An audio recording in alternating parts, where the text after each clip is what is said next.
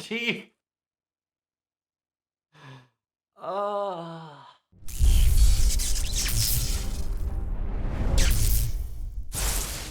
Hi, Zizaran here, and I wanted to make a quick guide to going faster at a league start, and not specifically racing, right? It's just a lot of people are maybe doing 16 hours through the campaign or 10 hours through the campaign and wish that they were closer to 2 to 5 than what they currently are.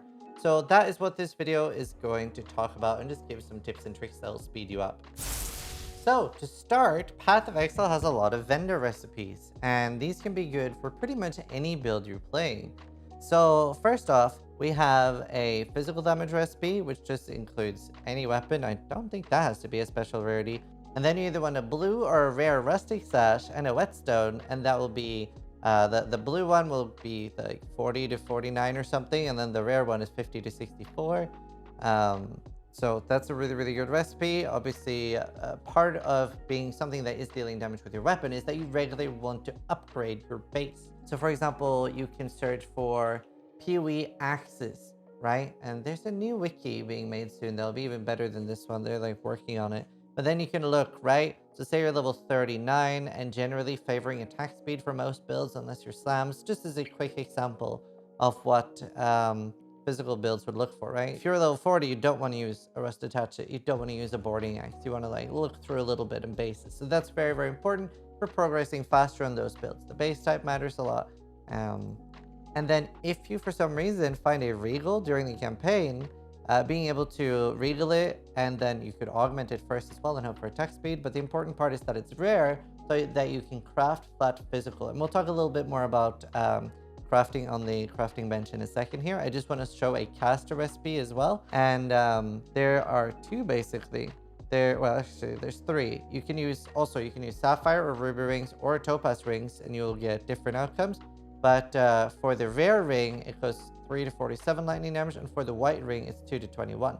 Now, the items, it's like level 8 for white, level 14, I think, for the blue one, and then it's level 20 for the rare one. So honestly, I normally do the level 8 ones, and then I do it again at level 20. I usually never bother with blue ones, which is 14 or 16, I believe. But yeah, the level 20 craft I do either right before or right after Val, and it's a huge amount of damage. And if you are able to get a regal and craft percentage spell damage for 4 or 8 alterations, that is very, very big as well. You normally do not get a lot of regals. There have been some link mechanics that are an exception to this. So for example, Heist was absolutely pouring out regals. The Expedition gave an okay amount. So for example, here we can see that if we can craft flat physical damage at level 16, you get this after cracking the butthole in Act 3, I believe. I think that's the one you get there. But either way, it's a huge damage boost having both of those. So items and progression can be very important. But something that slows people down the campaign more than anything else is too much item and progression. I remember that when I tried speed leveling and tried this was, I would say, like 5 years ago, when I was like trying to level up characters fast, I would make a leveling tab for my character and I would have like loads of items laid out. And I was like, oh, I'm going to switch to this item at level 16, this item at level 25, this item at 32. And I later realized that the less time I spend in hideout and less time I spend playing around with gear, the better. And you can actually get through the campaign with very minimum gear. And obviously this is never a problem on League Start, right? You're not going to have all that twink gear. But the important lesson is still the same. And that is that you don't want to spend a lot of time in town. You don't want to spend a lot of time in your hideout. You want to really only go there at crucial times, get some very big upgrades, and then keep going.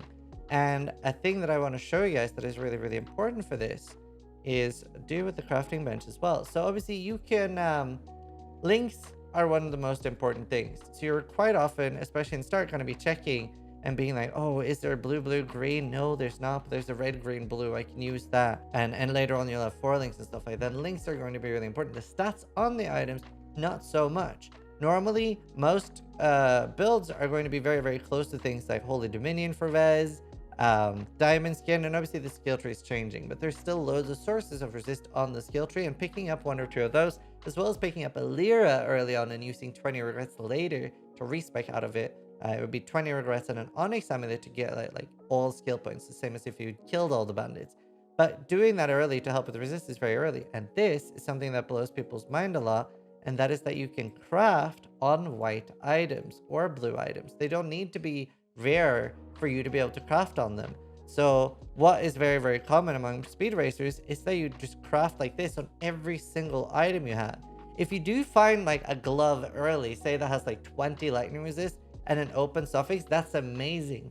But the most important thing early is just having a lot of like sockets that you can use, like 4 links and stuff like that, and then crafting. You can very easily get resist capped, which obviously has like these 3 nodes as well, and getting here for Templar is pretty easy. And then you would have Holy Dominion and these 3 nodes plus Illyria, then you just need like 4 crafts on your gear. So it adds up very, very quickly. And just by doing these small changes and then pounding through the campaign and like spending more time actually fighting things helps you so much. So another thing is just knowing where to level, like where is it actually good to level. And early on, especially in like a non-racing scenario, non-like hardcore, non-gauntlet, this isn't so important early on, right? You don't need to over level early on. But as you can see, there's loads of side quests I haven't done. Like you don't need to do a bunch of side quests. You want to do title early on your first character, but normally on your second and third, you don't need to. And Flood of Depths, you can do that as you get there. Other than that, you just run straight through. And also another thing that's very important, you don't have to talk to most NPCs. So you don't have to receive the quests as in other games. The only NPC that you really need to talk to is the start of Act 3 with Clarissa, or what's her face, where you do need to talk to her. So she'll appear in the Starting encampment after you've saved her. I think that's pretty much the only thing you really need to talk to. Other than that, Act 2 as well, very straightforward, and you are going to need the trials. You don't need to go into the side area here. And it's all very straightforward in the start. Here in Act 3, you have a nice leveling area and docks. This is like once you start, you want to make sure you're some appropriate level.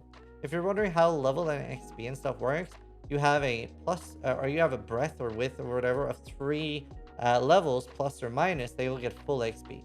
So if you are level 15, you'll get full XP at level 18, you'll get full XP at level 12. And every 16 levels, this goes up +1. So level 16, you'll get full XP at level 20 and at level 12. Yes, that's correct. So very, very interesting. And then at 32, it will be up to 37, for example. So something that's very easy when you are trying to get faster is that you will end up, you'll go really fast. You'll maybe like look at Tai or me or other people and how they play League Start and be like, I can keep that pace, but you maybe don't kill enough. So that's a very easy mistake to do. So make sure you aren't like under leveled and getting less XP than you should. Act 4 is where most people end up getting under leveled. So the docks is the best place to like, you know, keep on track levels here. And then in Act 4, the area before Comb, usually you have enough levels by the time you're here, and most people are just holding out to get to Chamber of Innocence. And now this, even on softcore, is used quite a lot to level because there's nowhere in the campaign really that gives you as much XP and as good XP as here. And it's a very important part because it's easy to like fuck everything up on killing Kitava and going there with, oh, you know, I have 50, 60 res, but then once you've killed it, you have 30.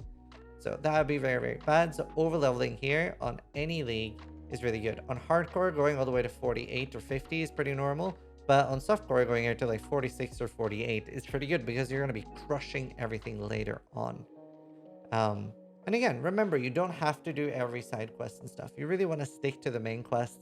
And again, it is fairly linear, but just remember, you can save a lot of time by not spending a lot of time in your hideout, not spending a lot of time in town, not talking to every NPC. You literally just need to like grab some of the quest rewards, like the skill points and things like that. And a very big important command that a lot of people don't know about is /passives. Before you've killed Kitava, this will only show you the ones that you have done. It will not show you what you haven't done, but once you've killed Kitava, it will show everything. And then go 22 passive skill points from quests is if you have killed the bandits, and it's 24 if you've helped the bandit. Well, other way around. So 24 or 22 is what you're looking for, and it's just /passives. Another really, really good thing for League Start is choosing a strong build.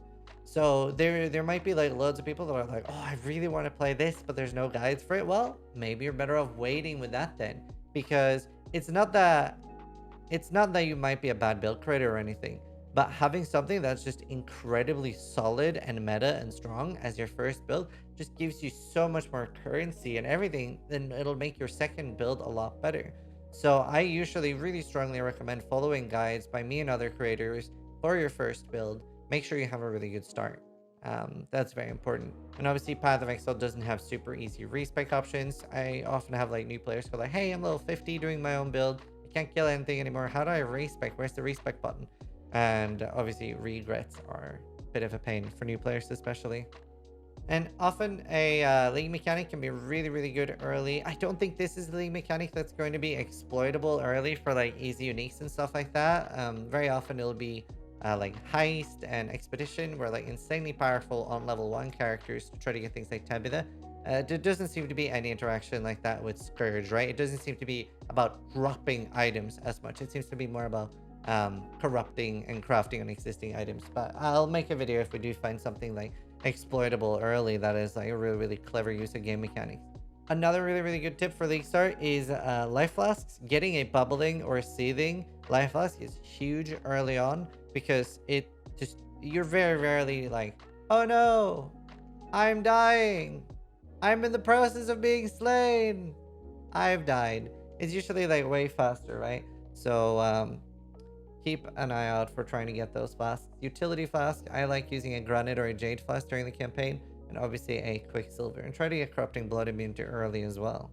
Some people sometimes will ask about farming a tabula and the aqueduct. Please never do that. It's very, very slow. And in blood aqueduct, it's okay, but you might be there all the way until 72 to 74. It can be very slow. And I'd say just because exotic goods on the map device I can't remember what region exotic goods is anymore, but it's basically the one that makes invasion monsters drop valuable uniques. Very, very good for your league start. And honestly, the biggest tip, and you're going to hate to hear it, but the biggest tip for speeding up your way through the campaign is going to be practicing.